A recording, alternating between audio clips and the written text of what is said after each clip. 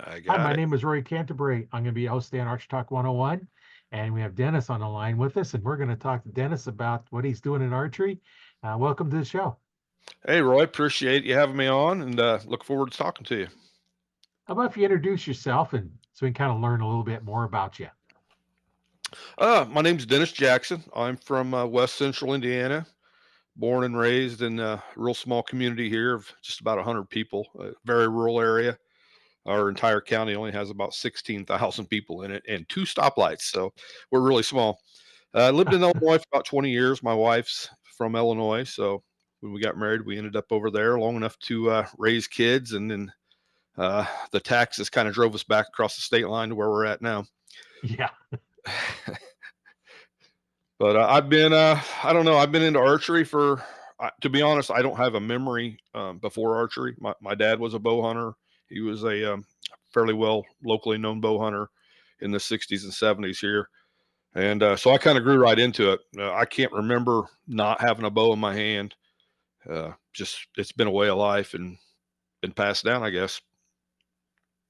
Well, that's a good way to start. You start off with it, and I Yep. know I started when I was pretty young in the '60s, so uh, Yeah. kind of giving away my age. We always had little, homemade bows. Dad would make us little self bows and stuff, and I can remember it really well. I was in kindergarten, so I would have been 5, maybe 6 years old, and he bought me a Bear, uh, not Minuteman, mini Magnum. It was a little bitty 30-pound compound bow, and I thought that was just the best thing ever, and there was no stopping me from that point on. Yeah. Just been obsessed with it ever since, and kind of passed on to my kids as well. My kids aren't as serious bow hunters or into archery as I was at their ages, but they're busy doing things, making careers, and they'll come back around. Yeah. Yeah. They'll, Yeah. they'll come back around. It's kind of nice getting kids started in something like that when they're young and they may go away from it and come back. I've talked to many, you know, people that have in it really big and then things change and then they come back to it. Absolutely. Yep. I got the grandkids shooting now when they come over, so that's a lot of fun. We pop a Oh, lot of balloons in the backyard, so oh, the kids like popping balloons. absolutely. They love to shoot water balloons, fill up water balloons, and set them out there in the yard, and they plink them off the deck, and just really think they've done something. Oh yeah. I tried filling some with some powder of some kind of, they shoot it and have it kind of go over, but it was kind of a dud. It didn't really. Yeah. I was hoping to, a little puff of the smoke, from the flower, but yeah, it didn't work too well. So must not have had enough air in it, or it kind of settled and then it didn't Yeah. go up like I thought it would. I wanted it to. It's something to try. I put some Absolutely. powder or Anything to keep something them in it. entertained and keep them interested. Yeah. Yeah. Well, and then I took one time I did a little video, a little short video. It's like I stuck a dandelion in the target. I'm shooting at the dandelion. Yep. Yeah. I mean, those. I shoot traditional bows. I haven't shot compounds since the I don't know, late '90s anyway, early '90s, mid '90s, somewhere in there. I kind of bounced back and forth for a little while, but I haven't shot them at all since late '90s. But what I've noticed is by shooting those, the smaller the spot that I shoot, the more I concentrate, the better of a shot I am. So I tend to do that a Right. lot. Dandelions, pieces of flower, a tiny piece of paper, or whatever. The smaller it is, the more focused you are, and the better you shoot, as a rule, or at least for I, me. I I used to take those little 1 inch orange stickers Hmm. and you can get hundreds of them for a few pennies. Yep. And I'd stick up and I'd shoot at those. So I was Yep. shooting at a 1 inch circle at 20 yards. That was my target. And you get where you can start hitting it, and then you move back and move back and Absolutely. Yep. Never move back far enough. I fall apart pretty quick after about 25 yards. oh yeah. Well, get back further and further. It's harder and harder to see it. The pins are blurry, the target's blurry, everything's Yep. blurry, and things like, well, okay, this is beyond what I can shoot right now because I can't see my target, and my pins are just a big blur. Yeah. Well, you get to a certain point. I haven't shot pins in 30 years, but when you get to that certain distance too, your pin is bigger than the dot that Yeah, it completely covers it. Uh, yeah, yeah. yep. So then what do you just well, as long as it's covering it, I guess we're okay. And Got to be there. it's I always like the the further down pins to be the smaller diameter pins.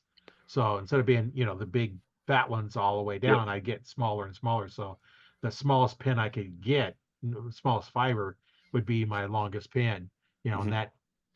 that allows you to shoot at those targets like that. Now on an animal, it really doesn't make much difference because it's normally pretty big, but um, because the target's way bigger. But still, Absolutely. I like them to get smaller, and for me, I like the top one to be red. I see it better than I do green or yellow. The I don't see technology's those as well. advanced. The technology's advanced so much on that stuff, and I'm so far out of the loop because I just haven't shot it. That when I was shooting pins, they were just steel painted brass pins, with a dot on the end of them Yeah, and a that's where I glab of started. paint. So I know the fiber optics and the lighting stuff has came so far on those that Oh yeah. and I'm just, to be honest, I'm just not familiar with them at all. So you shoot a recurve or a longbow? I like the longbows. I do shoot recurves. I kind of like the hybrid, to be honest with you. The reflex deflex longbow is my personal favorite. Um, I shoot sock trail bows most of the time.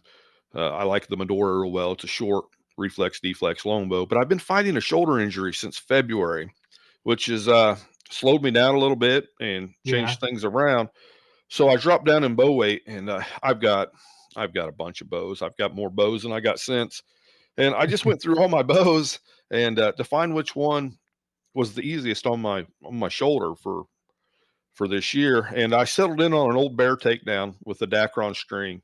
And I can't explain why, but something about it is just soft and it doesn't give my shoulder that jolt. And so that's what I've been shooting as a recoup bow. And it's only 41 pounds too. So it doesn't have a whole lot of weight to it. But for the type of hunting I do, that's plenty of poundage. Yeah. Yeah. Yeah. I, You I normally got to get pretty close with the trad bows. Absolutely. My hunting shots are, typically 12 to 16 yards is kind of my sweet spot when I set up. So, not pushing too far, not, as quiet as they are, they don't have the speed, but they have that quietness and a little more forgiving. So, those Right. close shots you can get away with. Yeah. So tell us about some of your hunts you've been on. Maybe um, your most memorable hunt that you was on. Oh man, I've been on a lot of good hunts. Most the most memorial hunts to me though typically are the ones where we weren't real successful. But I've had a lot of a lot of times the adventure's getting there, or once you get in there, the challenge. And I've had some great hunts with my dad where we've absolutely not shot anything. We've done a lot of Colorado elk hunts and stuff like that together when he was younger. And man, we had some great times in the mountains. But one of my favorite hunts ever that him and I went on with, and this story is kind of before the hunt, I guess. We flew out of Indianapolis uh, to Denver, and then jumped in a small plane from Denver to Durango. But we left Indy. It was around 1 a.m. And so by the time we got to Durango, we were beat. It was like 7 a.m. local time or something like that, and we'd been up pretty much all night. And I talked to this lady in the hotel. I talked her into letting us check it in early because we were ready for bed. Oh And they let yeah. us check. They let us check in, and we went and got some groceries and stuff because an outfitter was going to pick us up at 7 a.m. the next morning. And by that time, Dad was just like, "Hey, I'm beat. I'm going to bed." I'm like, "All right, let's go to bed." So I called the receptionist, and this was way before cell phones. I called the receptionist and said, "Hey, could you give us a 6 a.m. wake up, make sure we're up?" And I set an alarm as well. And we just roll over and we're asleep. And next thing I know, the phone's ringing, and I pick it up and there's nobody there. I'm like, "What's going on?" So I hung it up. I looked at the clock and it said it was 6:40. And oh my gosh, he's going to pick us up at 7 a.m. So I wake Dad up and we're gathering gear and we're dragging it out in this lobby and sitting there, and the outfitter just doesn't show up. I'm like, "What is going on?" So I call him. I'm like, "Hey, you're supposed to pick us up here at 7. It's like 10 after 7. You're not here." He goes, "Well, I didn't think I was supposed to pick you up till tomorrow." I'm like, "Tomorrow?" And it's like, "Well, all right, we'll just stay another night and see you in the morning. So I'm trying to book another room with the hotel guy, and we're arguing over the dates. I don't remember the exact dates, but I'm like, "Yeah, I need to check out on the 18th or whatever." And he goes, "So you need two more nights?" I go, "No, we're just, one more after the night we stayed last night." And he's looking at me real weird. And I just happened to turn around and look out behind him. and instead of getting daylight, it was getting dark. We'd Oh, only slept about 2 hours, oh, and the phone had went off, and we panicked thinking we were late, but in reality, it was still the same day. But it makes a great story now, and I had to call the outfitter back and explain to him why I was an idiot, and the whole time I'm sure he thought, this guy, what, he don't even know what day it is. How's he going to kill an elk? But it was a good fun memory. It's a good time. Yeah. yeah. He call you at 6 at night instead of 6 in the morning. Exactly. Yeah, yeah. We were 12 hours off, but but it made for a great story, great time. Something you don't, I'll always remember that. No matter what Yeah, happened. The hunt was kind of a bust. It was hot, it rained every day. The elk weren't bugling, but we did get into some elk and had a couple close calls, but it just didn't happen for us that year. But that's what hunting is. yeah, And elk seem to be my nemesis. I've got an elk curse. I've made a bunch of trips and I have yet to shoot an elk. So one of these days it'll come together. yeah. Things like that. That's why the military uses a 24-hour clock instead of a 12 a.m. But p.m. yeah, there you go. That would have been perfect for me if I'd Yeah. have seen it. But and the phone call ended up actually being my wife. My son had crashed his bicycle and broke his arm, and she was calling to tell me about that at the hotel. And evidently it had been ringing for a while before I heard it because by the time I grabbed it, she had already hung up and Oh, it was gone on. So yeah, yeah. he was When fine. you're that tired, that much asleep, you Oh, can sleep through stuff. it was brutal. Yeah, yeah. But I've done, some of those. That's part of it. Getting there is just part of the adventure. A lot of weird stuff happens like that, and but that's the only time I've ever missed a day, or thought I missed a day. Yeah, But yeah, I just came back from Canada in June. I was up there with some guys from all over the place and did a bear hunt up there. We had a great time. That was a good group of guys there. Killed quite a few bears, and I didn't feel a tag, but we had lots of opportunities. And now, just kind of getting ready for deer season. Our opener's on October 1st. I typically don't get super excited about it until about the second or third week. I will hunt some evenings, but it's just so warm, and we've been in yeah. drought conditions. This is our second summer of drought, and it's Now, it's where are you just. at again? I'm in West Central Indiana. Okay, Um, India. You're in India. yeah, Okay. so I'm only about 10 miles from the Illinois state line, which is awesome because I can literally hunt either state, any day of the week that I really choose. I can be over there in 20 minutes in a stand from the house. So that's convenient. But it's the same way. Season doesn't open until October 1st. And I hunt pretty small farms, and uh, they just don't respond well to a lot of pressure. So I hold off Yeah, until the hunting gets good, or conditions are just right before I get in there. yeah. Lots Some of of the time. small spots they just don't hold a lot of deer, and Ab- um, the one absolutely. spot I got that it's mostly night travel, so they don't Yeah. go there too much during the day. So, um, that's nice about trail cameras. We found it's like, okay, we got a nice buck comes through there, and a lot of does come through there, but it's between like 10 o'clock at night and 5 o'clock in the morning. Yep. Yeah, it's kind of the same situation where I'm at. I tend to hold a lot of summer range deer. I hold a tremendous amount of deer through the summer months, a lot of green feed. But after everything's dried up and harvested, I don't have the big oaks. I have some oaks, but not what the neighbors have. So it holds a lot of the deer over that way. And once again, they're coming through at night for more rut activity. And just like you said, the trail cameras prove it. Yeah, I'm a trail cam addict. I run a bunch of them. Um, obviously I do use them for hunting purposes, but I'm just addicted to the pictures and seeing what's out there.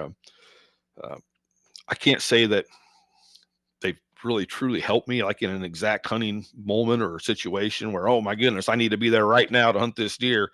But it's sure nice knowing they're there, and it does help pattern them a little bit as well. yeah, that way you can see where they're going, and then you can, maybe figure out some way to get them to come there during the daytime. Exactly. Yep. Yep. My biggest problem is getting to them without blowing them out. It's small Oh, woods. Uh, they're there. They bed in there, but these are little small islands of woods that I'm hunting a lot. They're just 10, 15 acres. You can't get into the really good spots of the woodlot to even hunt. You just got to hunt the fringes and hope for the best. If you try to push in, you'll blow everything completely out the Yeah. other side. It's just gone.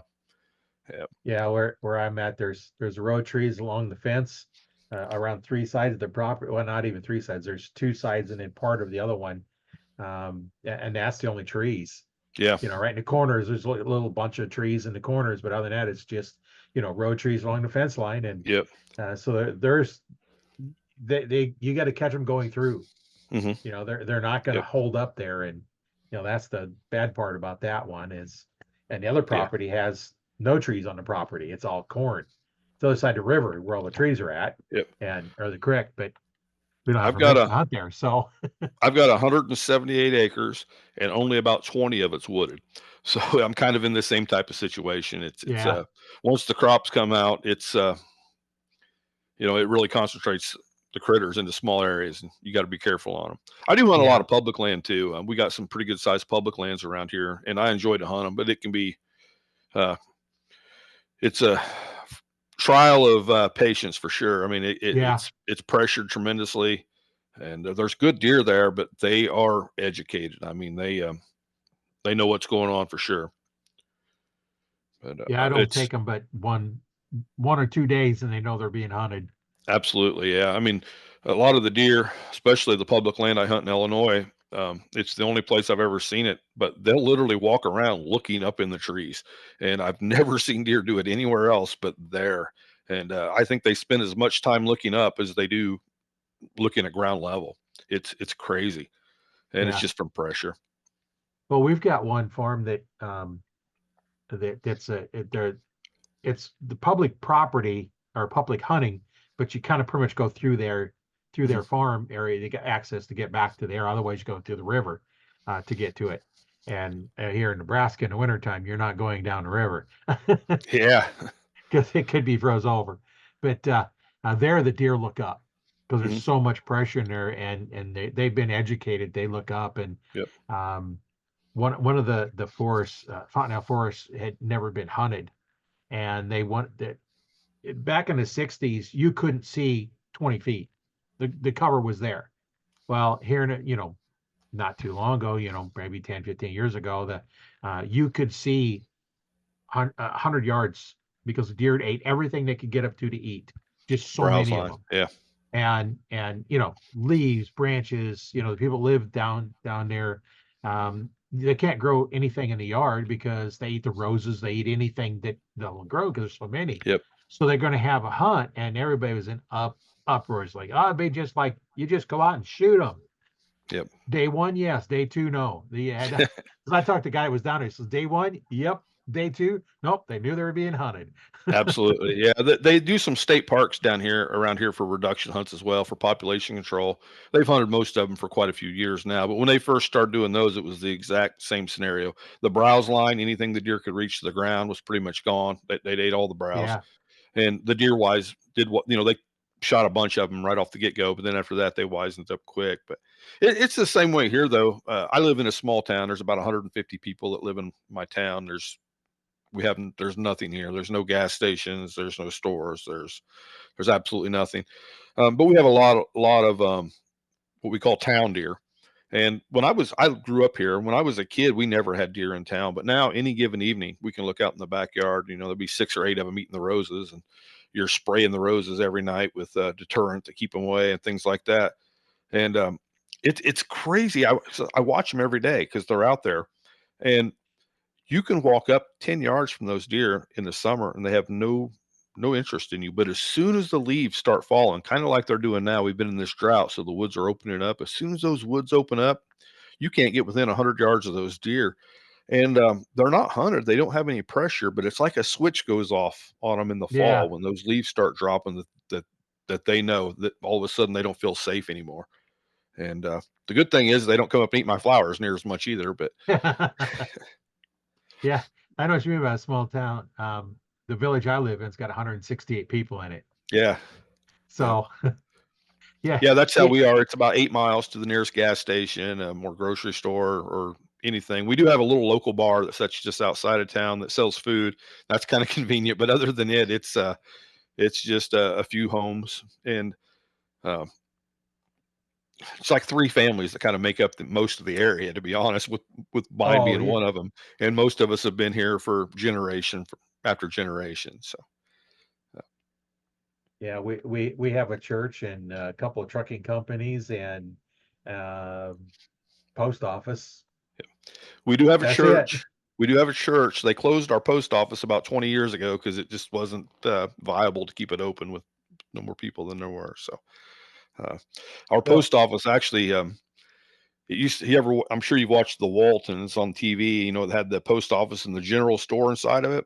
That was our post office. You could go in there and buy a pound of ham and a loaf of bread and check your mail all at the one stop shop, so to oh yeah. speak. Yeah, it was just a little bitty thing, but I wouldn't Well, change it. It gave us, by growing up here, we didn't have cable TV wasn't offered or anything like that. So as a kid in this area, we spent a lot of our time in the woods shooting bows and BB guns and 22 rifles and whatnot, yeah, and kind of I think some of that is what really ingrained the woods and deer hunting, especially for me. It was just something that we did a lot of because there was not much else to do. Gave us a lot of time to study critters and uh, paddle up and down the creek in a canoe and whatnot, and I wouldn't have changed it at all. My kids now, they want to sit in front of a computer or whatever, and um, I think they missed out on a lot of those outdoor experiences just because of what they have available to them indoors now. yeah, Yeah, yeah. It's kind of nice to have the stuff indoors that you can do, but it's nice being outside and absolutely. um, you just be outside. Instead of doing the archery game on the TV, do it in for real life.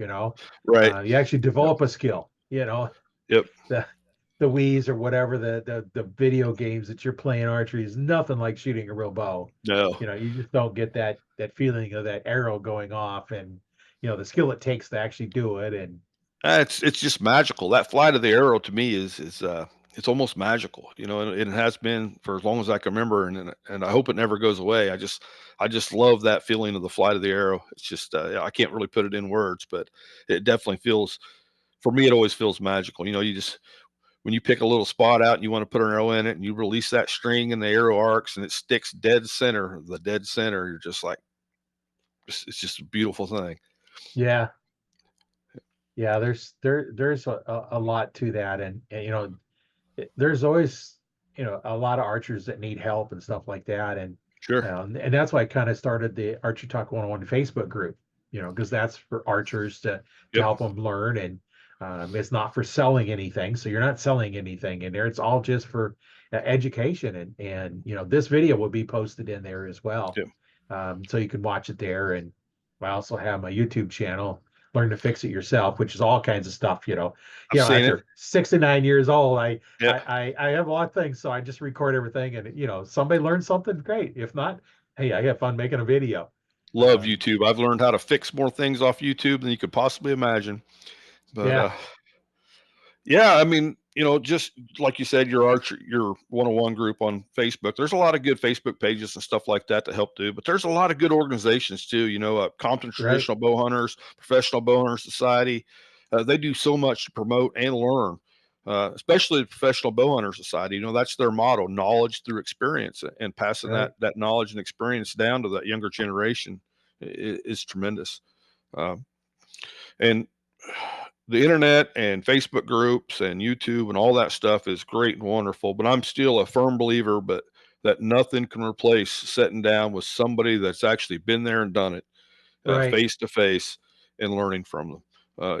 You get you ahead of the game when especially if you're just starting out in shooting or hunting or stand placement or whatever.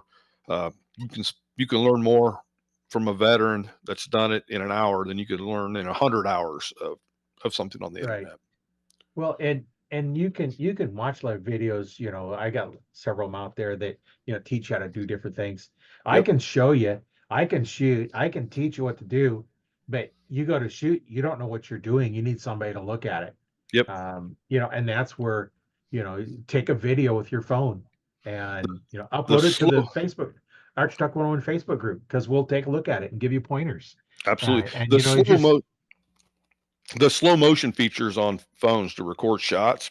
It is amazing to critique form. Oh yeah. It's all right there in black and white. Now my form's awful. I'll be the first to admit it. I'm sloppy. Um, I'm I just am. I wish I had a better form, but I don't. But it works for me. I've done it so long the way I've shot that it's ingrained.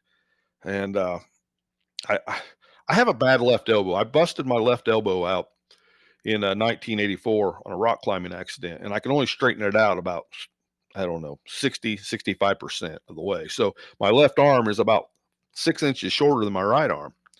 I'm naturally left-handed, but I always shot right-handed bows. But after I healed up from that injury with that being so short, I was down to like a 25-inch draw length, and it's like this isn't working. So I switched over and started shooting left-handed in 1988, and I've shot there ever since. But even with that elbow being jacked up, I my anchor is odd. Instead of my hand being here, my hand is almost here when I anchor because I can't rotate that arm in. My left arm, I showed you with my right there, but you get the idea. Yeah. And so it's kind of an odd, sloppy looking thing, but it's worked for me. I'm definitely not a target archer by no means. I love to shoot 3Ds. I love to go to the big 3D shoots, but I am not real competitive either. Typically, I'm the guy that never turns in his scorecard, and we're having, we're laughing and goofing off more from the stakes than we are being serious about it. Uh, And and that's all right. That's the thing that you can do. If you go yeah, to a 3D shoot and you're just there to shoot, you pay your money to absolutely. shoot at the targets and walk around and have a good time. Absolutely. We Cloverdale Traditional Archery Nationals is kind of my local shoot just down the road, and I've camped with some of those guys for over 20 years and shot with them there, and we have such a good time. And because we don't keep score, keep serious, we can do silly things too. If we want to launch one from 10 yards beyond the stake or whatever, we're free to do that, and it just keeps it interesting. But I love the 3D shoots. I go to as many of them as I possibly can, and the Tennessee Classic, the Kentucky Trad Fest, Great Lakes Lombo Invitational up in Michigan. Love all those shoots, and the people there are just, in all of them, are just really an amazing groups that put on a heck of a show. Lots of fun. Yeah, there's a lot of events out that you can go to and a lot of fun Yep. every once in a while I'll talk to somebody that's got a different organization that's doing something a little bit different Hmm. and it's always interesting all the different aspects and you touch somebody there's no club around so they start one Right. and then it takes off and now it's a big club and there was none until they started one Yep. and if you don't have something in your area start one Absolutely. And get somebody else to shoot. a lot of the smaller clubs, or at least here, have kind of went under.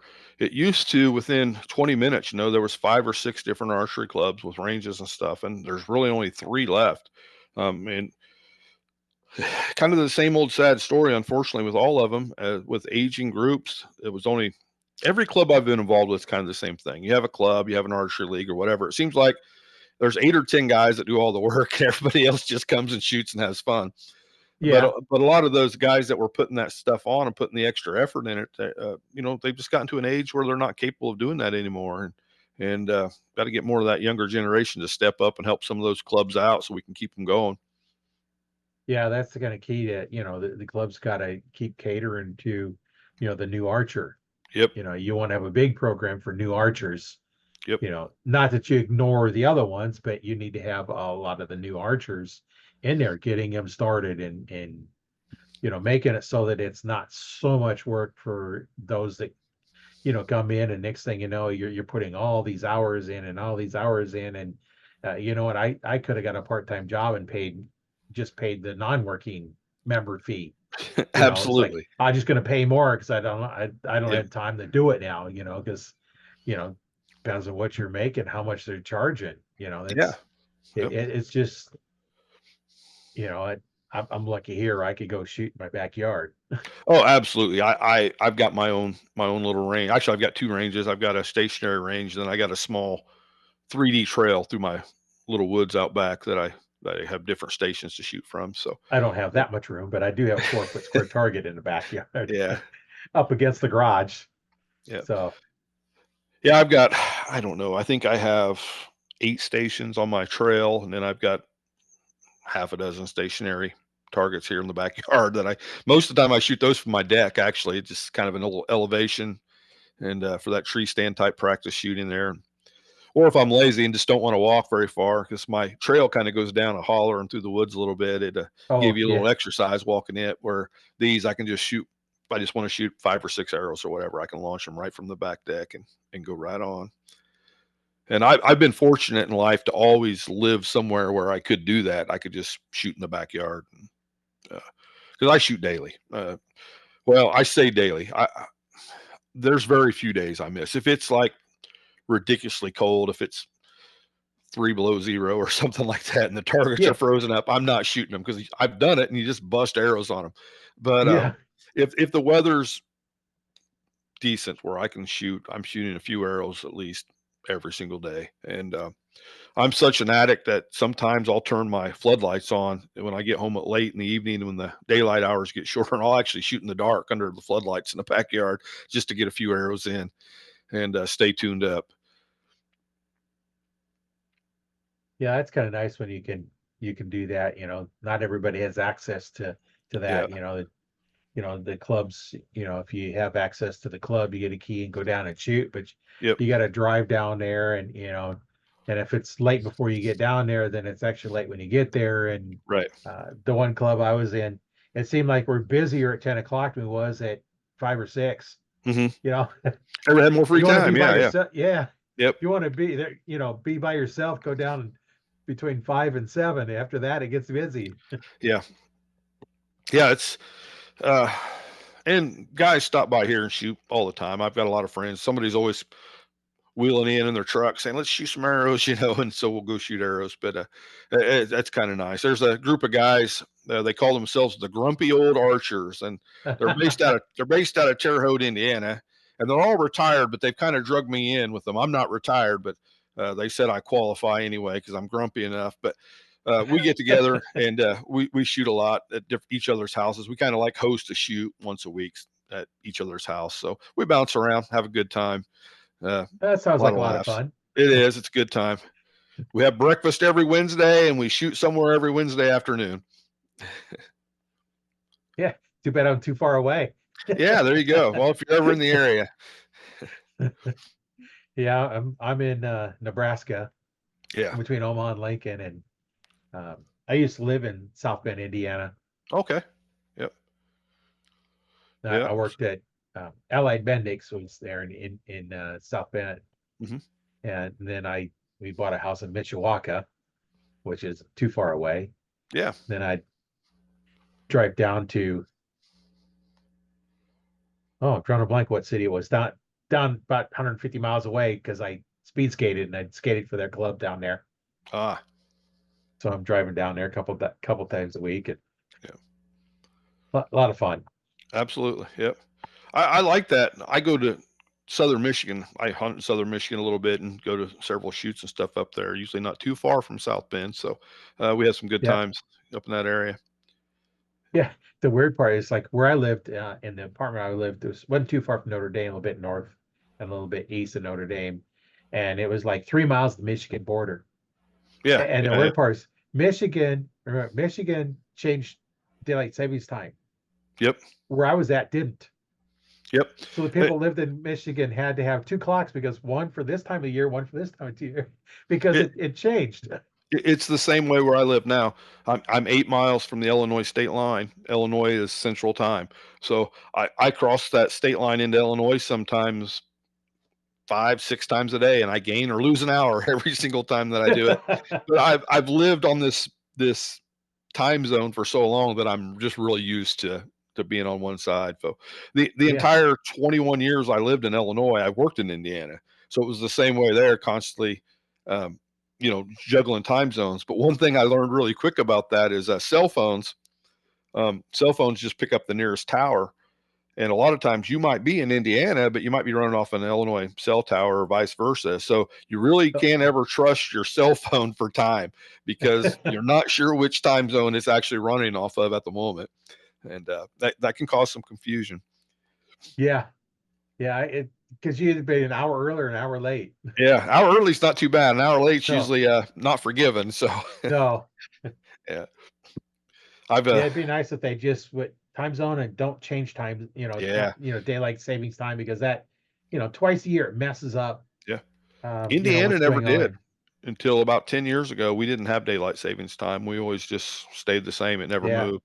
It was all right, I guess. But when we that's did when I that, lived there. Yeah, when we did that, we would catch up to Illinois. So half the year we would be on the same time as Central Time, and the other half a year we would be off. But now we're always an hour different. But well, that's all right. That's not a it's not a deal breaker. It is like I said, it is convenient being right there. It living on those state lines really opens up some doors if you yeah. for hunting purposes anyway, because you can do a non-resident tag and hunt over there every day if that's what you want to do.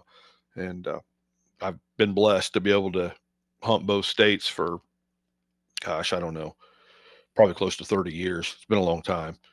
And uh, So you probably got some pretty good land that you're used to hunting, and yeah, I lease some property in Indiana. That's it's small, but it's good. It's good hunting at a time. I'm in Park County, Indiana, which Park County is kind of one of those famous counties for deer in Indiana, kind of like Pike County of Illinois is. Everybody wants to hunt Park County. We went to a one buck rule about 15 years ago or so, yeah, and so you can only kill one buck regardless of weapon, and you're done for the year. And that is exploded our age structure so well. We have so many more older, mature deer now because of that, and it's good and bad. It's brought on a big wave of leasing the last 10 years ago. Now, since the bigger deer are coming out of here, everybody wants to be here, so they're leasing up property. I lease property, so I guess I can't complain about it. But yeah, the reality is, if you're not leasing, you're probably not hunting. It's got to that point, and it's disheartening because leasing has pushed a lot of opportunities out for local people, especially local youth, and I feel bad for that. But it's an unfortunate reality that's not going to change. Once that got started, there's no stopping it. Um, there's too many dollars involved, and right. you can't blame Farmer Joe down the road from taking a few $1,000s for this guy to hunt when he was just letting the neighbor hunt for free. Um, as sad as that is to say, Yeah, it's just business. It's just business. Yeah, and and we don't have a whole lot of public land here in. There's a lot of public land in southern Indiana, but the northern half of the state, it's sparse, and what there is pretty small. But luckily, right here, we have a new project going on, um, and they're buying up all the river corridor along the Wabash River and making a giant fish and wildlife area. It's called the Healthy River Initiative Program. And when it's done, it'll be the biggest section of public land in the state. It'll be like 80 some miles long and about a mile wide. But they're not using an eminent domain to purchase this land. They're just knocking on doors saying, "Hey, you want to sell? We're buying."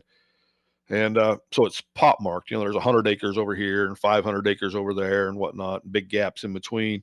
Eventually, the state will get it all, but it probably won't be in our lifetime. May not even be in our kids' lifetime. The way it's going, but the target area is to consume it all from approximately Sullivan, Indiana, all the way up the Wabash to Sugar Creek, and then up Sugar Creek to Crawfordsville, Indiana. So it'll be a huge strip, and it's for recreation, obviously hunting and fishing purposes.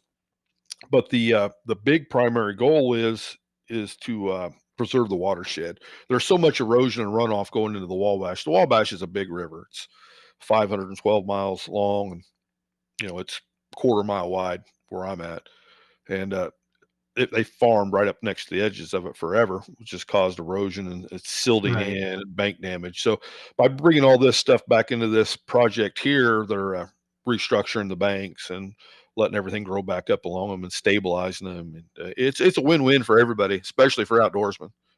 right. Yeah, Well, I'm glad to hear they're not coming in and saying, "Oh, we're taking it. We're in an eminent domain. We got to have it and steal absolutely. it." Yeah. They got to pay for it, but still, I don't want to sell. Yeah. But now you're forcing me to sell property I don't want to sell. So Exactly. And they're not doing that. It's all just um, if you want to sell, the state's buying. And they also have a second program with that too, where you can actually enroll your land into the program and but still retain ownership of it.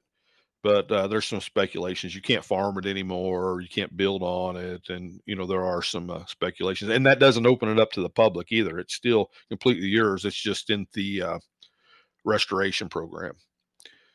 I think they're doing that to kind of cohorse next generation into selling it. yeah, Joe dies and his grandson inherits it or whatever. Well, he can't farm it. He can't do anything with it now. So maybe he'll sell it yeah, to this day. It does, while it does preserve it, it does kind of kill some of the property value, unfortunately. yeah, because you got less property. Yeah, a lot of that stuff though is landlocked. You can't access it without boat in the river. So there are some honey holes down through there if a guy's willing to work at them, but some of them take some work. You're dropping the boat in at 3 in the morning and running upstream for an hour and a half and hoping you don't hit anything in the dark and slipping in and Yeah, honey. But yeah, it does make for some fun adventures. yeah. Yeah. Well, I know we've got some land rent. You got a creek that runs, right through here, Mhm. and at the last flood we had, it wiped out a lot of the bank. Yeah. The one farmer's field, I think, where he'd planted before the flood, and I think he lost probably about 20 feet into his field. Yeah. So the beans are planted right up to it, and she's not going to be able to harvest it because Yep. he can't get his tractor that close to the edge. Right. Okay. Yep. Yeah, it may Yeah. just cave in And and a lot of that's happened because they have farmed too close. There's no root systems to support that stuff. That's why it washes out a lot. You need that barrier in between the watersheds. yeah, The Wabash is big, and the bottoms for the Wabash, they're several miles wide. When it floods, we've got it looks like a giant lake down there. It could be 2 miles wide of water flooding in the fields, and then when that yeah, recedes, it pushes all kinds of silt into the river, and just the way it works. And uh, it's it causes issues, farming issues, obviously, but it causes issues for the wildlife as well. I mean, it pushes them either all out of the river bottoms, so you've took thousands of acres that were covered in deer and turkey that you've completely pushed those animals a mile, sometimes 2 miles away to higher ground, yeah, and it creates some issues there as well. And we have that the EHD. We fight the EHD every 5 or 6 years, and most people prefer, they think of the EHD for dry years, which is true in a lot of places. But with our river flooding and receding like it does, it creates all those stagnant pools, which gives you the same effect as a dry year, only it's a wet year causing it, but it yeah, creates that midge, and then the DHD wipes it out. And I've been crossing my fingers this year. We've been in such a drought again, and the creeks and lakes and ponds are all shriveled up, and there have not been any EHD locally, but everywhere around us have just been reporting deer after deer after deer, and we're unfortunately we're due again. It's been about six yeah. years, and it seems every 6 or 7 years is when it hits us. Well, the population is going to get controlled one way or another. Absolutely, yeah. Our issue is we haven't. 2012, we probably lost somewhere between 50 and 60% of the deer in this area from EHD. It was an awful outbreak, and we haven't recovered from that. And we've already had one outbreak since then. And so I don't know. I don't know if we'll ever get back to where we were at in the late 90s, early 2000s. We were chock full of deer back then. Um, I I don't want to say we're overpopulated by no ways, because we're not, but we have a very healthy deer population. With all the farmland, we have a great mix of farmland and hardwoods, so we can support a lot of deer in this area. Um, Well, that's good. but there obviously is a limit. Nobody wants to be hitting two or three on the way to work with their truck every day. Yeah, that's probably they get too many, then Yep.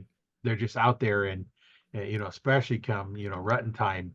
They're Yes. running all over the place, and you got to be extra careful because they'll Yep. just run right out in front of you. And uh, Yeah. I mean, they farm right up to the road here, so a lot of my roads that I'm traversing, it's corn 3 foot off the pavement on both sides, and you don't see them until they step out, and it's like, oh goodness, right, yeah, there's no seeing them in the shoulder.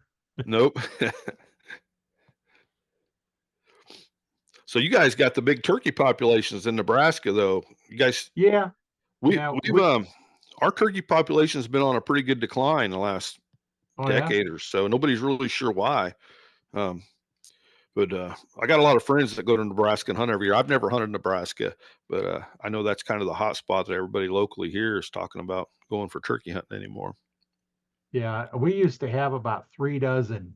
Um, I'd see in the field right at, before you get onto the highway, which is a mile away. Hmm. And I haven't seen him since the flood. I haven't seen him, and I hadn't seen him before then. And our neighbor said, "Yeah, she's seen somebody out there just shooting them, Oh, just shooting them to shoot them." And it's like, dang it! good thing I didn't see it because I'd have called the game warden, Absolutely, yeah, turn them in, because yep, it's kind of nice seeing those turkeys. But yeah, we had a pretty massive flood. We were flooded in for a few days, hmm, and it was so much over the water, the road, that it was a river, yeah, and logs were going over the road and everything else. So, um, yeah, it flooded pretty bad, yeah, and even the main highway out here had water over it, and that was a lot of flood, and that's what took yeah, out a lot of the bank, yeah, on both sides, and you can see a lot of it where it eroded in both sides of it. It eroded because um, it just takes all that stuff away. And uh, in fact, the four-wheeler I have, my son and the other guys, at the not this last one, but the one before, they found this four-wheeler in the flood, and they pulled it out. And they got that four-wheeler pulling it out, and it still got it stuck, and got a truck pulling forward, got it out, and going through a whole bunch of work, getting it fixed up. And I still got more work on it, but it runs pretty good now. good. After The pulling the water gives and the carburetor water apart, takes cleaning away. it. Yeah, all Yeah. kinds of sand in any little crevice. There was sand or Oh, pulling out, I and bet the so. carburetor, I pulled it out a couple times to get it cleaned. And even the valve from the gas tank, there's a tube that goes, that was plugged full up, so I had to take the gas cap apart and clean the tube out so it'd have, it could vent the gas tank. And yeah. Yeah, a lot of work. Yeah, and It's now it's pushed down the rivers. So the four wheelers pushed down the river. yeah, it's nuts when the Wabash floods like that. You never know what's gonna, it'll come up and cover the entire bottom several miles wide through there. And when it recedes, there's always, you never know what you're going to see, a washing machine or a refrigerator or whatever will just be laying out in the middle of the field. And it's where it's been washed down from somewhere Yeah. way upstream.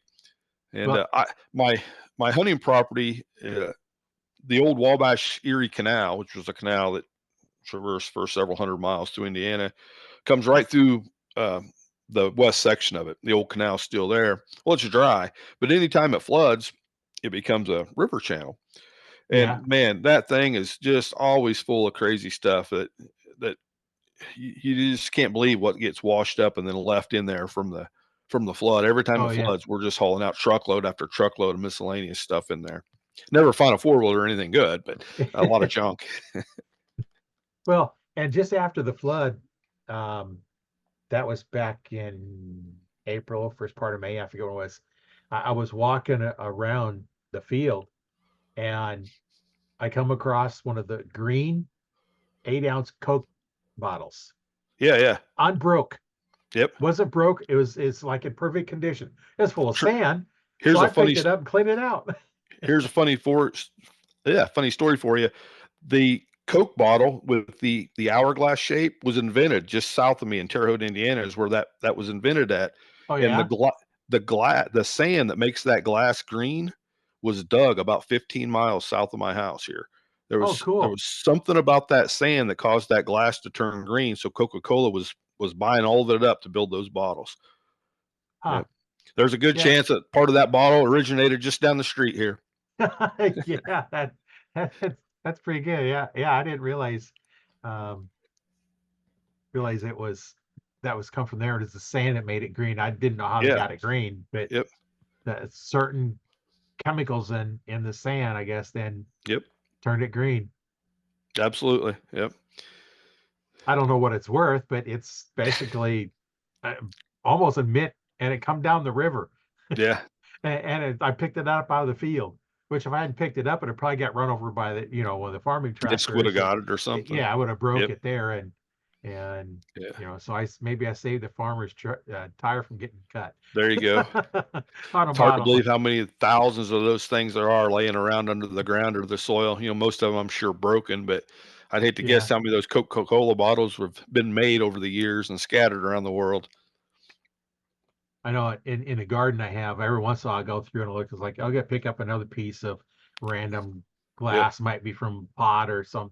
I'm just constantly picking up stuff, out of there, and it's like, how's it still coming up? You know, Yeah. Yeah, I know exactly what you mean. It's there's here where I live just to the north of me, the north side of my property used to be a brick and tile factory and sewer tile, and it closed up during the depression. But you can't dig a hole around here without hitting a brick or a piece of tile. I mean, anywhere you want to dig a hole, you're going to have to bust through that stuff because it's like they backfilled everywhere with it.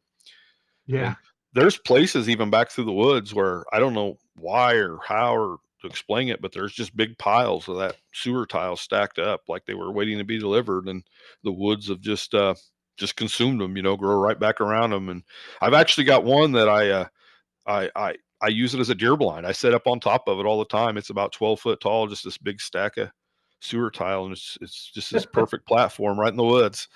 oh, well, they put it there just for you, right? Evidently, yeah. Probably wasn't even any deer here then. We didn't Probably have a whole not. lot of deer here till until the 70s really, but there were a few deer, but you did them guys didn't we did well. Our first deer season was in 1951. November 1st, 1951 was our first archery season here in Indiana. And Ed Pekaitis, who just lived across the river from me when I was a kid, he shot the first deer on Indiana, the first day of Indiana's first season, first modern bow kill in the state and stuff. And he was a good guy. He's been passed away for quite a few years, but he shared a lot of information with me and helped me get going. But my point being is, from 1951, so we're 73 years into deer seasons here, and they killed half a dozen deer or whatever in those early years, and now we're killing 150,000 deer in the state. It's Yeah, it's it's crazy how much conservation has improved in 75 years here. And I'm sure a lot of states are the same way. I know Illinois season wasn't until a little later. I don't think they had their first deer season until 63. So, even a little less there. And, Illinois is so well known for whitetails. yeah. Yeah. Well, and they say at the turn of the century they didn't never thought that whitetail would be a viable game Nope. animal because there Nope. wasn't enough of them. And now look at it. I know guys when I had my store, for about 20 years ago, they shot 20 deer Yeah. legally, shot that many. Yep. There's like the bonus tags, two deer on Yep. one tag, antlerless, of course. And you feel those, go buy another one. Feel those, go buy Yep. another one. Feel those, go buy another one. Um, That's how it now was here for a long time. the issue only issue so many of those tags, but you can get, if you want to go buy 10 of them, if you're early enough, you get Yeah. 10 tags, shoot, you know, 10 to 20 Our, deer. But ours I are don't on a want to county process by that county. many. Ours are on a county by county basis. So they break every county down, do a study on it, and determine how many antlerless deer they want to harvest, and they issue a certain amount of tags for that. So here in Park County, we're currently a 3 bonus tags, but you can kill 2 with your bow, 3 bonus tags, so you can still kill 5 deer with archer equipment. Before the big EHD outbreak in 2012, we were a bonus county of 8. So, they've Oh, reduced it quite a bit since then. And it needed reduced because it did wipe out the population pretty hard. But yeah, I don't know too many guys, though, that are killing more than 2 or 3 deer a year. Most folks can only eat so many of them. And right. with us being a 1 buck rule, seems like most people, after they kill a buck, they kind of really slow down on the amount of hours they're putting into deer hunting. I'm kind of the same way. I'm guilty of that too. It seems it's hard to keep keep hunting seriously when you don't have that buck tag in your pocket anymore. Oh yeah, because That's a monster buck's gonna come by, never fails. Never yeah, fails. Yep. and you gotta let it walk. Yep. You don't get caught doing anything like that. Absolutely. But it makes you think though, it also on the other side of that is in that early season when those bucks are coming by, you're thinking, that's a pretty good buck, but it, you have to wait a little bit harder before you drop the Yeah, string. And I've had some regrets on a couple of them. It's like, why did I shoot this deer in October when I've got the whole month of November where the good rut is, and now I'm not going to have a buck tag. But all in all, you got to be happy with your yeah. decision because that's what it is. That's your buck for the year. Yep. I know when I first started hunting, it was you had two tags. So you can only get two deer a year. Yep. And um, archer is always either sex. Yep. Muzzleloader is always either sex. Rifle might be a buck only or a doe only. Yep. So there you could be limited, but you know, you could have two archery tags, but couldn't have a muzzleloader and a rifle. You don't have two total. So Hmm. if you got a rifle, then you could have one other one. Yep. And then they come up with the season choice, which was it's to get so many deer, and then those were antlerless only. Yeah. We it was just for the longest time. It was in Indiana. You could get an archery tag, a firearm tag, and a muzzleloader tag. Archery tag was either sex. Uh, Firearm tag was buck only, and muzzleloader season was either sex. But you could only kill two bucks total on the year. And I don't remember what year it was. It had to be in the late '80s. They came out with a second archery tag where you could get two archery tags. They were both either sex, but you could only kill one buck with them. As weird as that sounds. So if you Oh, killed a buck, your other tag was automatically an antlerless tag. But they were both considered either sex tags for just for warding purposes. And then in the late '80s, early '90s, man, the deer population just it exploded here, and so they started giving out the bonus tags for firearms, and it was actually a lottery. You had to put in for the state, and they had a drawing, computer generated, whatever, and they picked names out. And if you won it, you got a doe tag, and eventually over time, because there was only so many of them that were allocated over time, not enough people were putting in them to get all the tags, so they had leftovers, and they were just giving them away to first come first serve, and they'd have a certain date for that, and people would be lined up at the little sportsman's center, for 100 people deep trying to get one of them bonus tags. They would only do it in one store per county so that they didn't sell duplicates. And I can remember going to work one day at Montezuma, and there must have been 100 guys lined up there waiting to get that second doe tag, and that went on for quite a few years, and the population still continued to grow. So now they just buy them. It's pretty much as you can buy a lot of them. I have a lifetime license for the state, which I bought when I was a kid. I bought it in I think I bought it in 1986, and it covers every tag for every animal and small game, anything in the state. I'm good for. And since we are our bonus tags are by county. Um, if I was willing to travel around, I mean, I could realistically have like 400 and some tags in my pocket every year. Four for this county and six for that county and two for this county. I'd have to travel all over the state to do it, and it's not realistic. But in theory, I do have that many tags every year.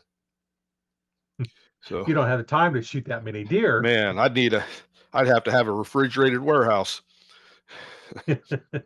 Yeah, it's not it's not realistic. Even in my county, we can kill enough deer that it's more than what I can justify using here at the house. Now, I had 6 kids, so when I was a younger man and had a house full of kids, we ate a lot of deer. I mean, we Yeah. I'd kill 4 or 5 deer a year then because we would consume 4 or 5 deer easily a year.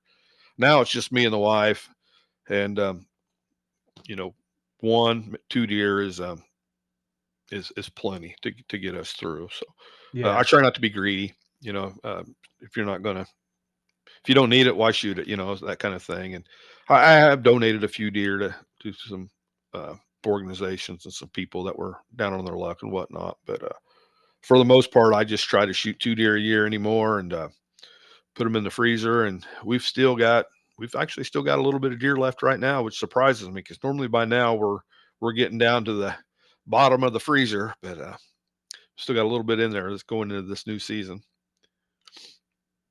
Well, that's always good to have a little bit left so you don't Yeah, completely run out, but you don't want to have too much left over exactly. Yeah, before you start filling it up again it's a fine line, right? Yeah, because you like to start eating that new one, right. Yeah, yeah, the yeah. nice fresh one. And and I'm at a point in my life, I guess, where I just like to be out there. I mean, I like to see the deer. I like to watch the deer. If I don't shoot a deer, so be it. Uh, I just like to be in the woods with my bow and enjoying the show. Yeah, yeah, that's the best part is just being out there and Absolutely. sitting there and just watching and listening and relaxing. Yep. Yeah. Yeah, I that's the best part. there's nothing else quite like sitting in the dark and waiting on the woods to wake up in the morning. You know, the birds start chirping, and the sounds just gradually work their ways up louder and louder and louder, and it's a great feeling. And if you're Well, lucky, a big buck comes walking through a few minutes later. yeah, well, and the reverse when I was out one time and you don't hear a lot, but this one place I was at, the birds were chirping, the squirrels and rabbits, they were all scurrying all around, and then all of a sudden, completely quiet. And like nothing was moving. It's like Mhm. this is pretty cool. U- Usually, when that happens to me, there's a bobcat slipping through. Oh, Anytime, yeah, anytime one of those cats come around, it just shuts everything off. It's like they all know it's coming and see it or whatever, sense it, but the woods will go quiet like that, and then here'll come a bobcat slinking down the trail.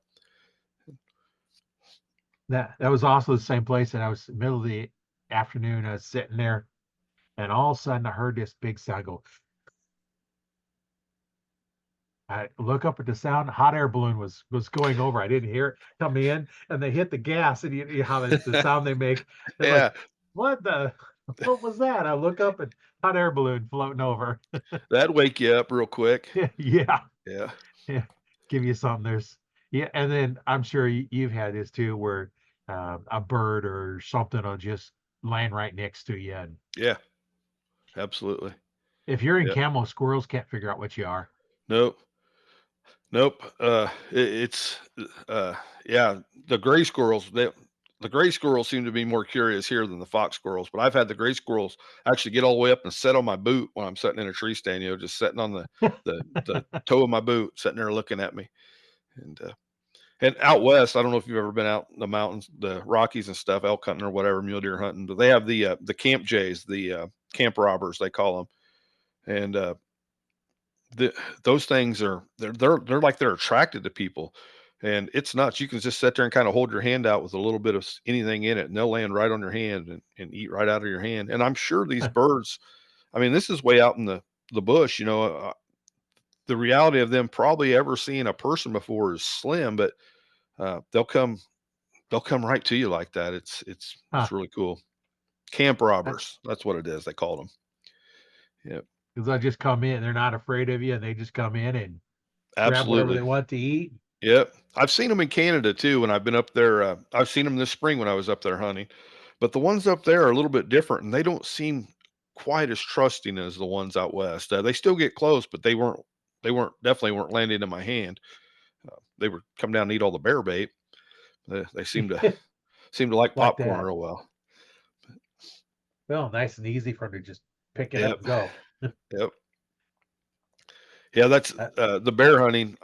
I like bears. I'm kind of fascinated. I wish we had bears here, but we don't. And they're just so unique creatures. You know, every one of them's got a different personality and stuff. But the bear baiting, when you're sitting there with the baits, I know a lot of people are don't like bait or do like bait, whatever your case may be. But on the bear baiting, it's so interesting to watch because so many other animals come in to those baits and feed off of them. You know, it's just it's just fascinated me to sit there and see how many different critters will come in there in an evening and eat. And sometimes a bear will come in too, but all the yeah, other stuff makes up for it. yeah. That would definitely be a nice. just sit Yeah. there and watch all the other animals come in, and The pine it gives you marten. something to do while you're waiting for the bear to come in. Absolutely. The pine martens up in, Canada where I was at, there was a lot of pine martens coming into the baits, and those things, they do not hold still, they're just constantly on the move, but there was some pine squirrels eating stuff out of the bait pile, and this pine marten, I don't even know where he came from. I didn't see him coming at all. I'm just watching this squirrel sitting there on the barrel eating, and the next thing I know, this pine martens just rolls him. I mean, just knocks him off the top and curls him up over there in a ball, and like just ate him right there in front of me, and then takes off running again. I was like, "Holy cow, did that just happen?" Because he just snuck right in. Then in Maine, I hunted Maine last fall, and up there it was the fisher cats that kind of did the exact same type of things, and they're a little bit bigger than the pine martens, but they would come in. Sometimes they would eat the bait, but it seemed like most of the time they were coming in to try to catch something else that was eating the bait. They were hunting off that bait as well, and just fun stuff to watch. Yeah, it is. That would be definitely an interesting to watch all the different critters coming in, Yeah. and watch the squirrel get attacked and eaten. Yeah. And Yeah, I could hear that. I could hear that marten crunching his bones. He was that close to me when he was eating him. oh, I could hear the bones popping in him. And they're not a very big animal. But my goodness, they must have some serious strong jaws from the sound of him. oh yeah, Yeah. yeah. That would be interesting. Yeah, Get it on it's camera too would be even extra bad good. I didn't have my I had a camera on there, but I didn't have it on video. I just had it on photos. I wish I'd have had a trail camera set for video to get that, but I didn't.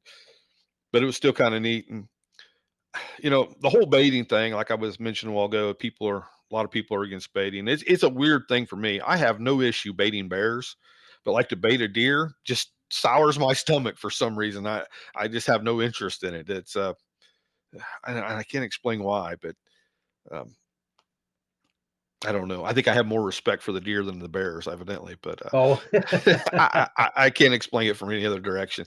But most of the places I've hunted bears, the woods are so thick that you can't see 10 yards in them. I mean, if you're not baiting those bears in, you're not going to kill bears. It's just uh, you're not going to be able to. There's no way that you're going to slip up on steel hunt one and get into it. It's too thick, too noisy, and the only chance you have at all is baiting them out into a small opening there. yeah, Where you can get an ethical shot. Plus, it gives you time to study them, make sure there's no cubs, make sure it's not a sow that's lactating. There's a lot of uh, it helps with all that because if you were just steel hunting in that thick stuff and you just seen a bear, you would you wouldn't have much time to study it at all. And yeah, and it could have some really young cubs with it, and absolutely, you wouldn't know until after you yep, shot it, yep. So and that is and the then beauty of that's the beauty of baiting the bears. And I know they out west is a little bit different. Some of the areas out there is open enough where they can spot and stalk bears, but isn't that thick stuff up in Ontario? It's not happening. yeah, it's pretty thick up there. Yep. That's where I went. Moose hunting was Ontario, Yeah. and it was pretty thick up there, and yeah, it was interesting hunt. It Yeah. wasn't archery. I would rather have done archery, but it was rifle. But it's a Hmm. good thing because the only moose I seen was about 300 yards away, Yeah. and it was right before time to quit shooting. Yep. There's no way you could have stalked on it because it had been way too late. Right. That's moose is kind of my dream animal. I've wanted to hunt a moose for a long time, and Oh, the it's meat going to is happen. really good. It's going to happen. I just haven't put it together quite yet, and I've looked into Ontario a little bit. It's a little different how they do it there. I've been putting in for Maine for their drawing. Of course, I've obviously never been drawn, but I think Maine has the best chances of being drawn as a non-resident here in the states. They don't run off a point system, so it's a level playing field every year, and they do allocate a certain amount of the tags to non-residents. Um, but it's not. I mean, I've been up there quite a few times bear hunting and stuff, and it's wilderness, but it's not like Canadian or Alaskan wilderness either. It Yeah. doesn't have that same feel, that same romance to it. But one of these days, I'll get up to Alaska and ever since reading Jay Massey's stories, and stuff about the Moose Jaw, that's just been on my list to get a moose hunt in, and I'll get there one of these days. Yeah. But Yeah. it's just so I've got friends in Alaska this week, actually three different friends in Alaska moose hunting this week, and it's just the logistics of it is crazy. Just getting there, and Alaska's big. Narrowing down a spot from 3,000 miles away to find a moose can be tricky, and there's Yeah. some guys that are really good at it though. Brian Burkhart, Monty Browning, and Terry Receiver, they're all up there this week, and I'm real anxious to see and talk to them when they get back to see how they done, because it's always a highlight for me to listen to their stories. Yeah. Now, are they doing archery or are they doing rifle? They're all three shooting traditional bows. Yes, longbows and recurves. Yep. So That'd be some interesting stories. yeah, they've been very successful. I think Brian Burkhart's killed. I think he's killed 6 moose out of the last 8 or 9 years, something like that. He's been very successful. Monty Brown, he's very successful at moose with a longbow. He's written a couple books on it as well. I don't. He just released a new book on do it yourself type moose hunting, which is really really good, and a lot of good information in there about finding spots and whatnot. But that's the trick is, Alaska's huge, but only a small portion of the area actually holds animals. A lot of it's just vast emptiness. And so finding those areas to get, and then finding somebody that can fly you into those areas so you can get set up to Yeah. hunt. It's just a lot of little puzzle pieces to put together to get to there. And a few more years, and I think I'm going to give it a go. Yeah. I'm not Yeah. getting That'd be any younger. good. No, none of us are. Getting older by the second. Yep.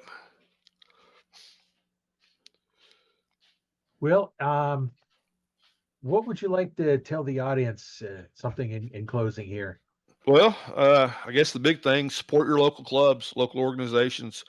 If you're into traditional archery, join Compton Traditional Bow Hunters. Help promote archery to youth. If you're into hunting and adventure, bow hunting in general, highly recommend anybody to join the Professional Bow Hunter Society. Get in on some of the group hunts that they offer, meet some people. It'll open up doors. That will open up doors. That'll open up doors. And you just make connections, and the amount of hunts and places are unlimited for the average guy. Just both those organizations, they're just all about putting people together and to make things happen. And I've met so many people through there and been offered so many hunts and been to places that I never dreamed that I'd be able to go to. And every time you go, you meet somebody else, and they're like, "Hey, you want to come hunt Kansas, or you want to go to Alaska, or wherever. Let's go to Canada. Let's go to the Yukon."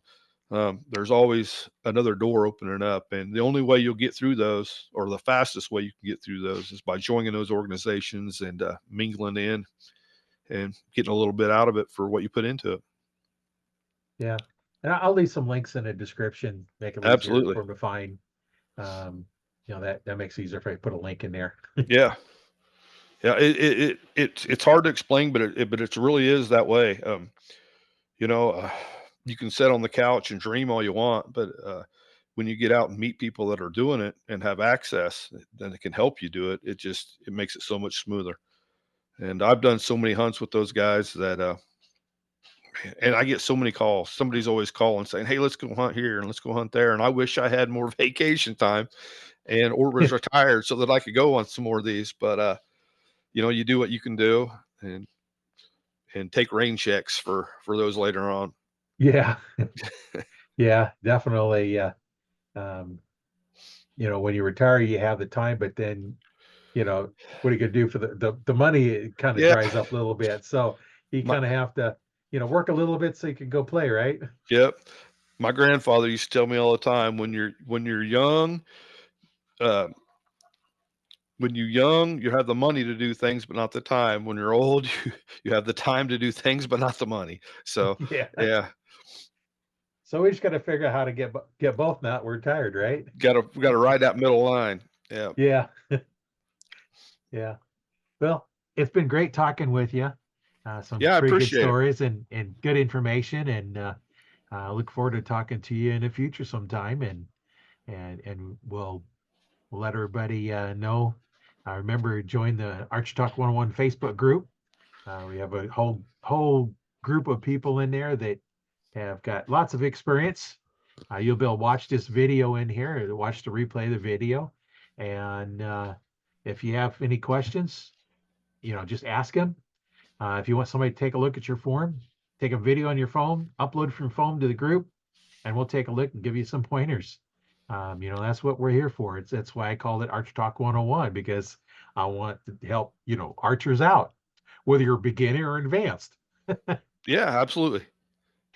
And you can also watch the videos on my YouTube channel, Learn to Fix It Yourself, as well as you can listen to the audio while you're driving or whatever, because you can't watch a video while you're driving. Um, on Spotify, as well as other places that podcasts are out. And you can go out to audible.com and you can listen to them there. They don't cost you to listen to them there either. So those kind of nice, because they'll just kind of keep playing it as they come out. You'll just get the next one. Well, hey, I Well, appreciate you having me on, Roy. yeah, thanks for being on. My name is Roy Canterbury, and I've been your host today on Arch Talk 101, and we'll catch you on the next one.